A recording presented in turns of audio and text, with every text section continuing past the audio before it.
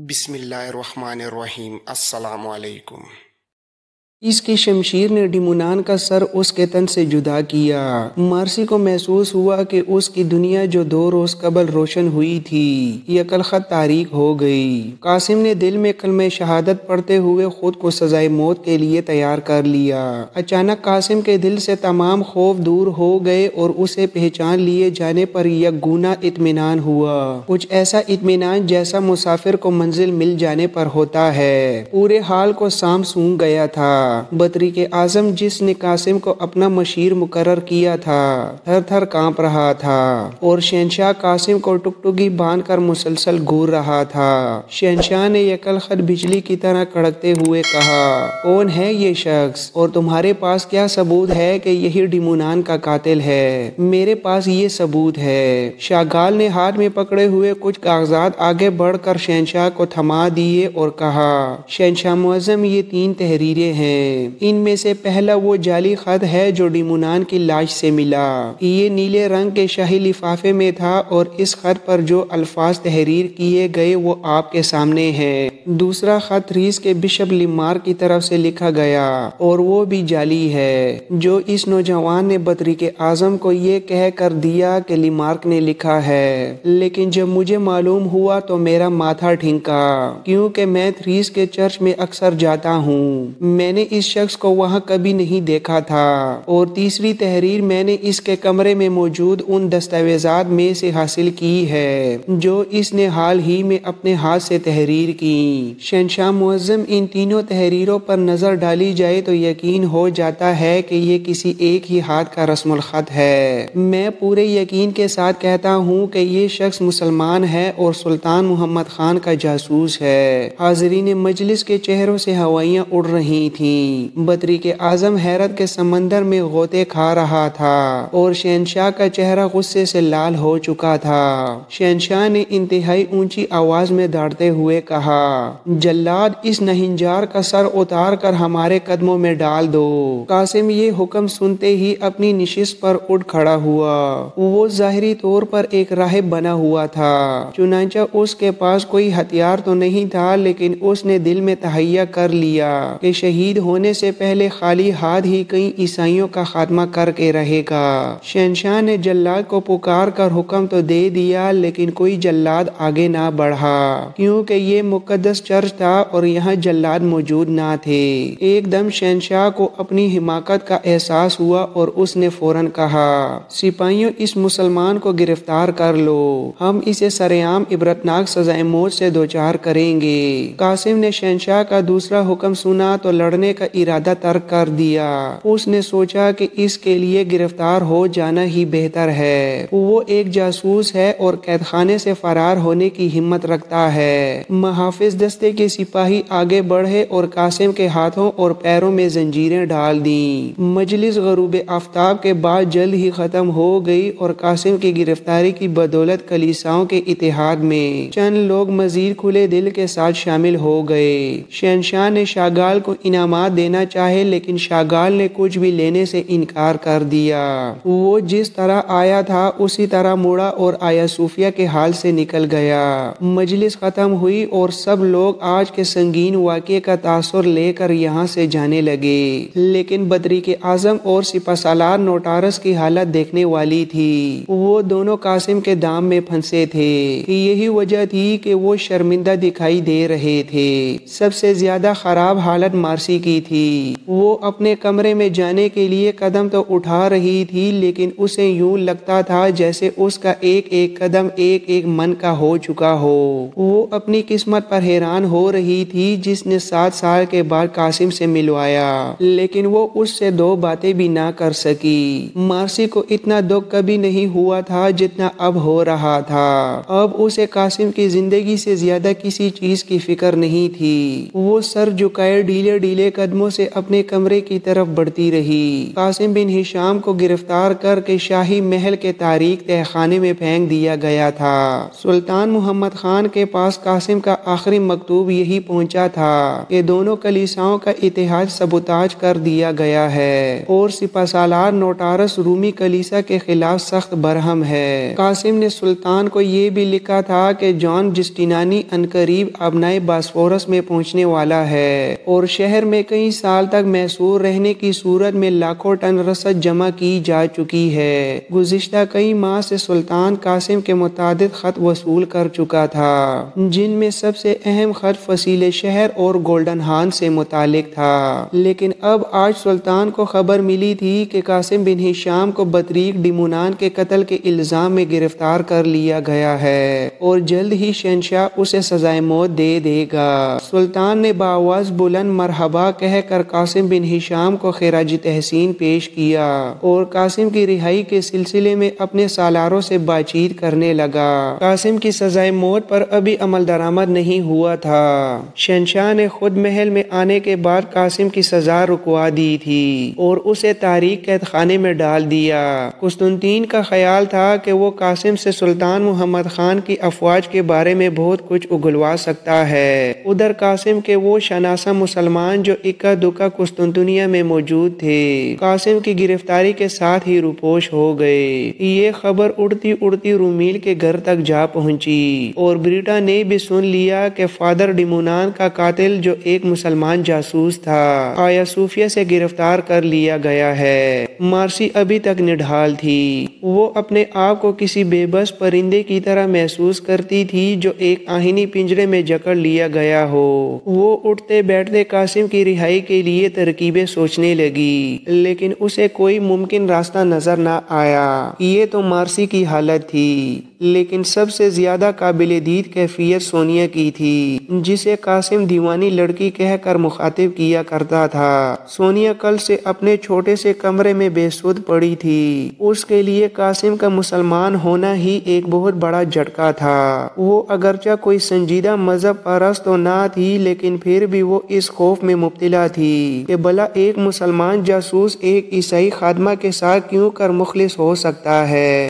دن تیزی کے ساتھ گزرنے لگے۔ ادرنا کے قصر سلطانی میں آج گہما گہمی تھی۔ آج سلطان محمد خان اپنے بحری بیڑے کا معائنہ کرنے کے لیے بحر اسود کی جانب روانہ ہونے والا تھا۔ اس کے پسندیدہ سالار آغا حسن احمد قدک پاشا اور محمود پاشا بھی اس کے ہمراہ جانے والے تھے۔ سلطان کی سواری تیار تھی کہ اسی اثناء میں سلطان کا ایک قاصد آ نکلا۔ قاصد نے پیغام دیا کہ رومیلی حصار پایا تکمیل تک پہنچ چکا ہے، صرف ایک ماہ کی معمولی تعمیر باقی ہے اور جلد ہی حصار کے برج پر توپیں چڑھائے جانے کے قابل ہو جائیں گی۔ سلطان کے لیے یہ بہت اچھی خبر تھی۔ ادھر اس کا بحری بیڑا بھی اپنی تیاری کے آخری مراحل میں تھا۔ بڑے بڑے تمام جہاز تیار ہو چکے تھے اور انہی جہازوں کا معائنہ کرنے کے لیے سلطان آج بحر اسود کی جانب جا رہا تھا۔ سلطان شہنشاہوں کی طرح بگیوں اور رتھوں میں سفر کرنے کا عادی نہیں تھا۔ اس کی سواری تو صرف ایک عربی نسل کا ابلغ گھوڑا تھا۔ سلطان اپنے ساتھیوں کے ہمراہ سورج نکلنے کے ساتھ ہی روانہ ہو گیا۔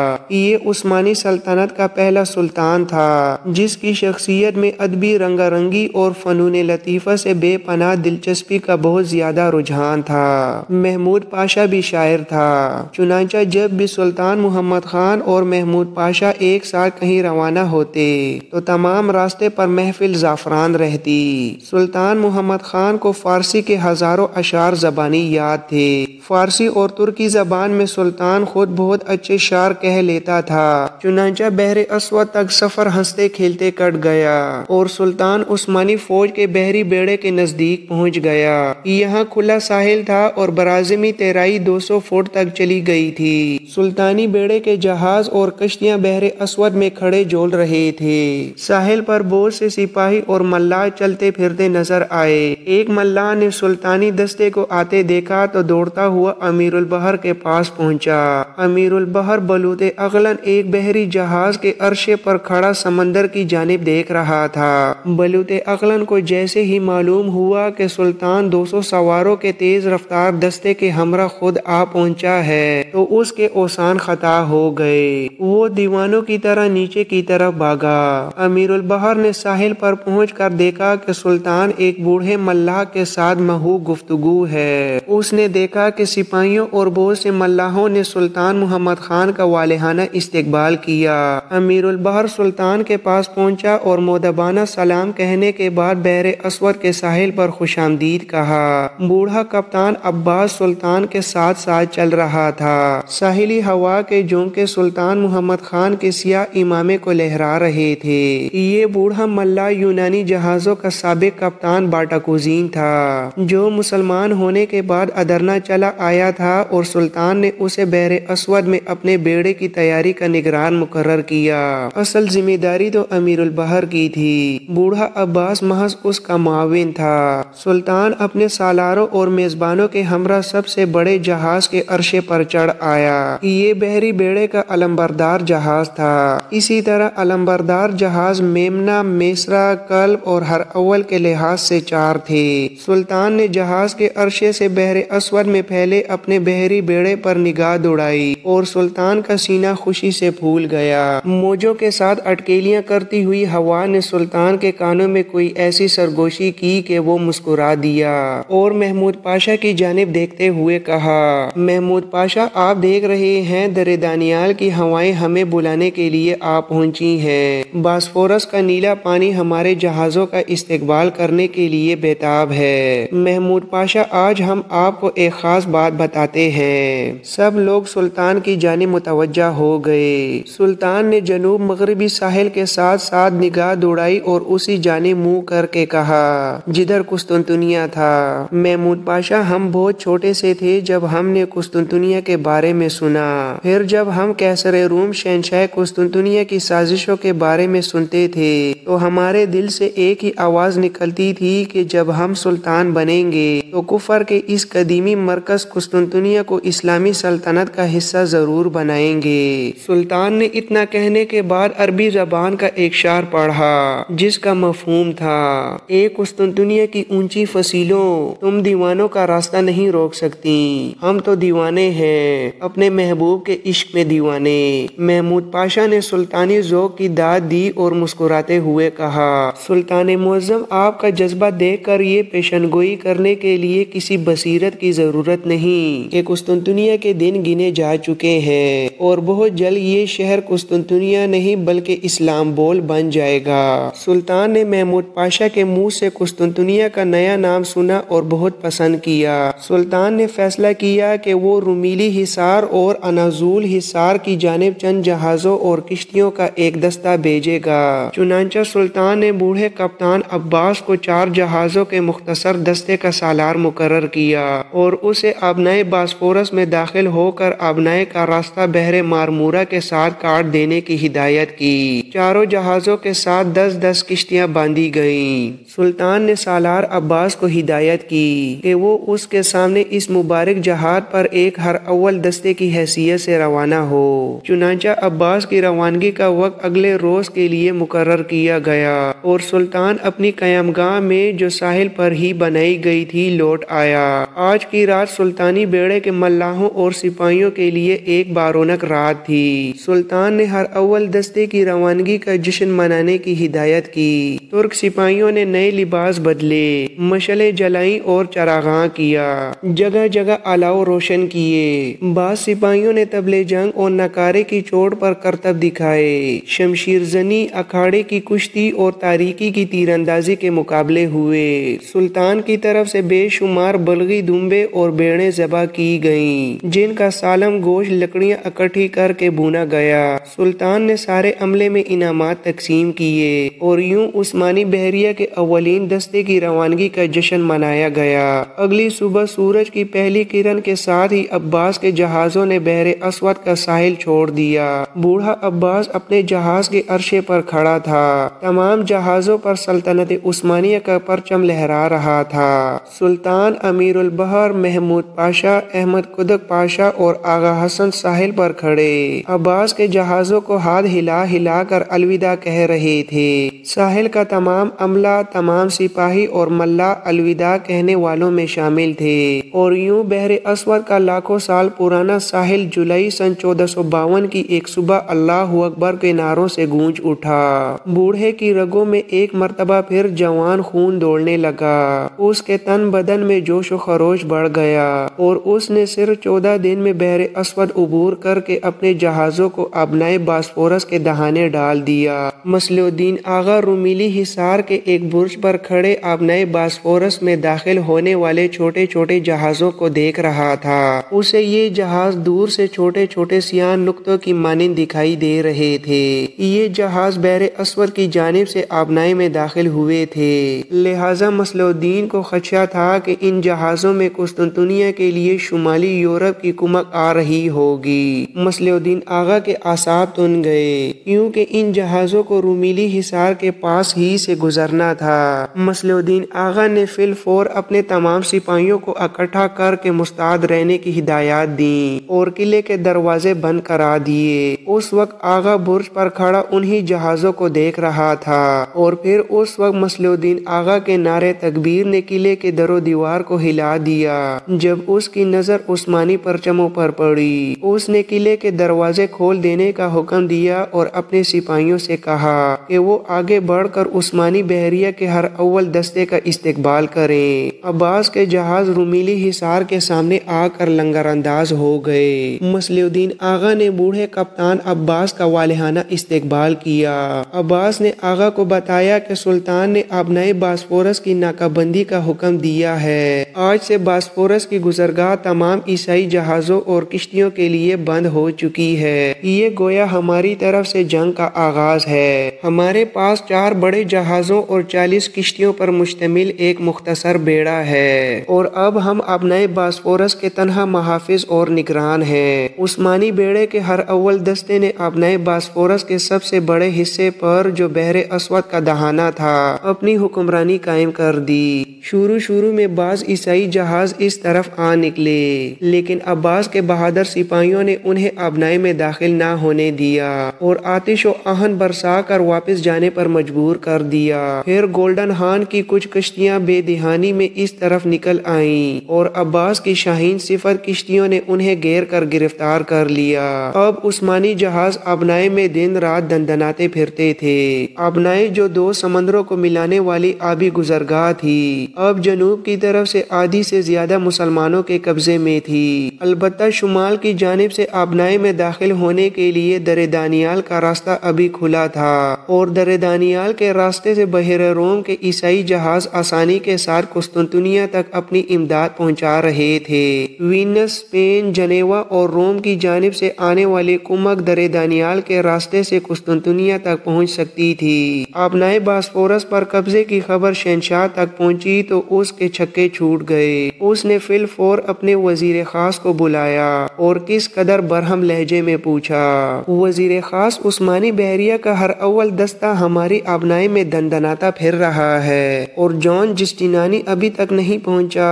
کیا جنیوی بحری بیڑے کے ملاحوں کے بازوں میں چپو چلانے کی بھی ہمت نہیں رہی؟ یہ لوگ ابنائے باسفورس کی حفاظت کے لیے آنے والے تھے، لیکن ابنائے کا ایک حصہ تو اب تک مسلمانوں کے قبضے میں جا بھی چکا ہے۔ اگر گولڈن ہان اور قسطنطنیہ کے ساحل پر ہمارے اپنے جہاز متعین نہ ہوتے تو اب تک عثمانی بحریہ کا ہر اول ہماری فصیلوں کو چھو چکا ہوتا۔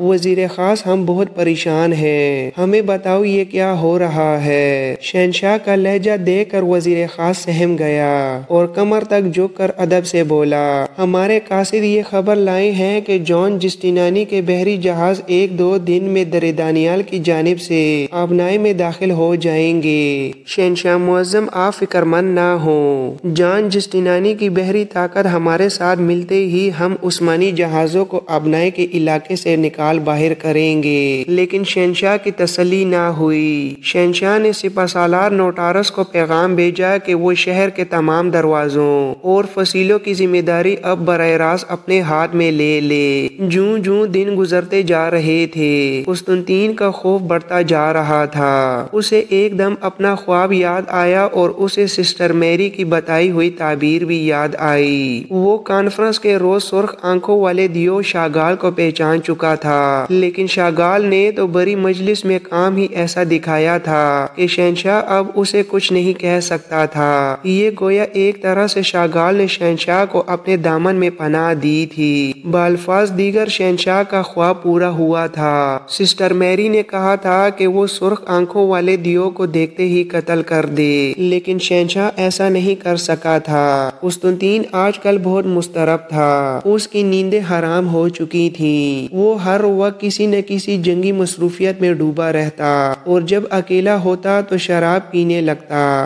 جان جسٹینانی کی بحریہ جو کئی جہازوں اور سینکڑوں کشتیوں پر مشتمل تھی، ایک کثیر فوج لے کر ابنائے کے شمالی دہانے میں داخل ہوئی۔ بحریہ کے سب سے اگلے جہاز پر صلیبی پرچم نصب تھا۔ جہازوں میں سوار سپاہی اپنے اپنے جہازوں کے عرصے پر آ گئے اور دور سے قسطنطنیہ کا نظارہ کرنے لگے۔